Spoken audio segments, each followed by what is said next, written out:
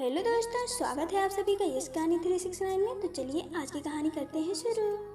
Mister Rahul Verma पिछले 5 सालों से अपने बड़े से मकान में अपनी बेटी के साथ हंसी खुशी रह रहे थे।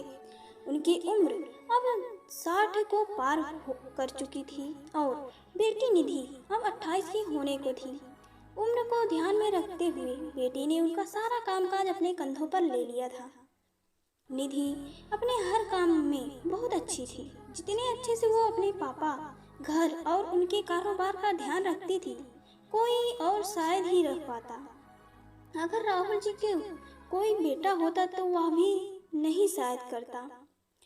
इन बाप बेटी का रिश्ता बहुत ही प्यारा था। बिना बाबा के निधि को नहीं चलता और बिना निधि के उसके बाप का किसी काम में मन नहीं लगता। कभी कभी ऐसा लगता जैसे राहुल जी निधि के बाप नहीं, उसके बेटे हैं। निधि की हरकतें ही कुछ ऐसी थी।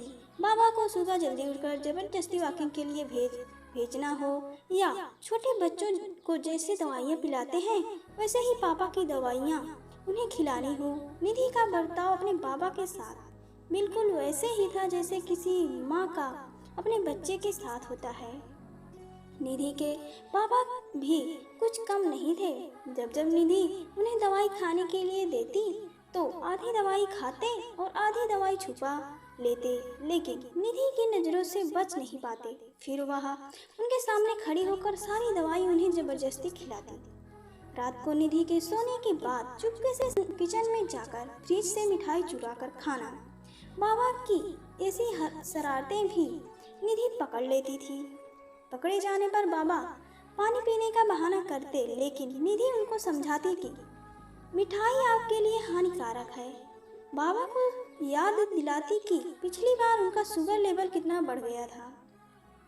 अपने ही घर में अब मैं मिठाई भी नहीं खा सकता।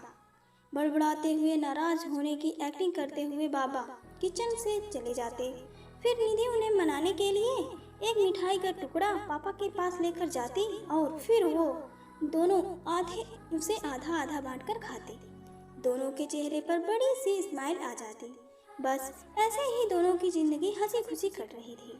उनका घर बहुत बड़ा था, उसमें कई कमरे थे, इसलिए उन्होंने सोचा कि एक किराएदार रख लिया जाए। पैसों के लिए नहीं, लेकिन निधि के ऑफिस जाने के बाद अकेले रहे राहुल जी को थोड़ा सा ही सही किसी का साथ भी मिल जाए, इसलिए जल्दी ही एक किराएदार फाइनल हो गया। उसका नाम अमर सिंह था। उम्र उनकी 50-51 की होगी। एग्रीमेंट पेपर बनाने के दौरान पहली बार वह राहुल जी और निधि से मिले। उन्हें दोनों से मिलकर काफ़ी अच्छा लगा। अब अमर सिंह अपनी बीवी के साथ राहुल जी के घर पर किराएदार के तौर पर रहने लगे। थोड़े दिन बीते थे, लेकिन अमर सिंह राहुल जी से अच्छी तरह घुल मिल गए थे। वह दोनों सुबह सुबह अब साथ में ही वॉकिंग के लिए जाया करते थे। कभी वह अमर सिंह के साथ तो कभी अमर सिंह और उनकी बीवी और निधि और राहुल जी के साथ डिनर किया करते। एक सुबह जॉगिंग के दौरान अमर सिंह ने कहा कि आप और निधि अकेले ही रहते हैं, आपको तो काफ़ी कुछ मैनेज करना पड़ता होगा। आप कैसे सब इतने अच्छे से संभाल लेते हैं? राहुल जी मुस्कुराते हुए बोले, अजी मैनेज क्या करना है, मेरी होशियार बेटी के लिए यह कुछ भी नहीं है।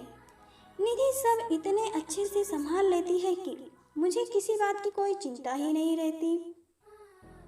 अमर सिंह विचार करते हुए बोले, जी हाँ वह तो ठीक है, लेकिन जब निधि ससुराल चली जाएगी तब आपके लिए यह सब मैनेज करना बड़ा मुश्किल हो जाएगा। आपका कोई बेटा भी तो नहीं है और आप अकेले ही इतने बड़े घर में रहते हैं। राहुल जी के चेहरे के हाव भाव बदल गए।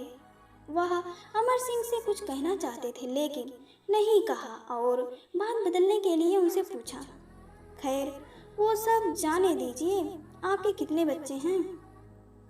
अमर सिंह ने छाती चौड़ी करते हुए कहा, मेरे 2 बच्चे हैं, दोनों ही लड़के हैं और दोनों ही अमेरिका में रहते हैं। राहुल जी को लगा जैसे अमर सिंह उन्हें ताना मार रहे हों, लेकिन फिर भी उन्होंने कुछ नहीं कहा और वो जॉगिंग करके अपने घर लौट आए। कुछ दिन बीते।